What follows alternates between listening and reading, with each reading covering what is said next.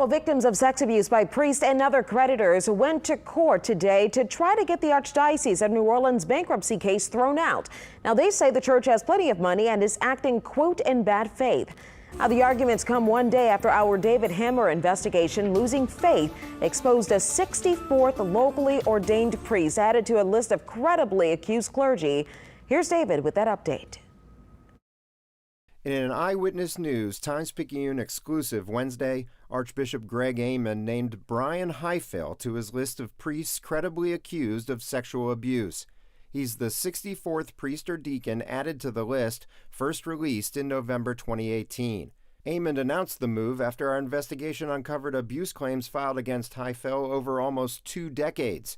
In our exclusive interview, I asked Aymond about the importance of disclosing those names. That there are many people who have come forward with legitimate claims, but only after the list was released and they saw the name of their abuser on the list. Yeah, and I would encourage anyone who says that they were abused by Brian Highfill to please come forward.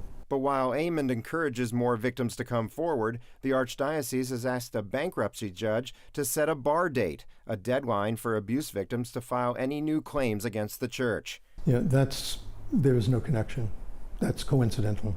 In a virtual bankruptcy court hearing Thursday, we learned Aymond sent a letter to the Vatican 2 days before the May 1st bankruptcy filing, saying the local church has plenty of money, but needed to file the bankruptcy to protect against more claims of sexual abuse by priests.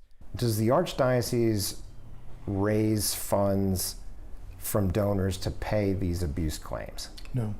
As I've said in the past, it comes a lot from insurance, sometimes from investments if we have to, and we are able to, if we need to sell property that we're not using. The victims argue that the letter is proof the Archdiocese filed for bankruptcy in bad faith. So if insurance pays for it, why would you need to file for bankruptcy to protect? That's when the Archbishop's public relations advisor cut us off. You said 1 or 2 more questions. We're now like question number 6. I think the Archbishop's answered your question both times you asked it. So could we move on, please? Now it's Judge Meredith Grable who will decide whether to dismiss the church's case. David Hammer, Eyewitness News. Well, the church's request to set a bar date was going to be heard today, but it was delayed to September 17th. The Archdiocese originally wanted to stop all claims as of September 29th, but that date is likely to be pushed back to at least December.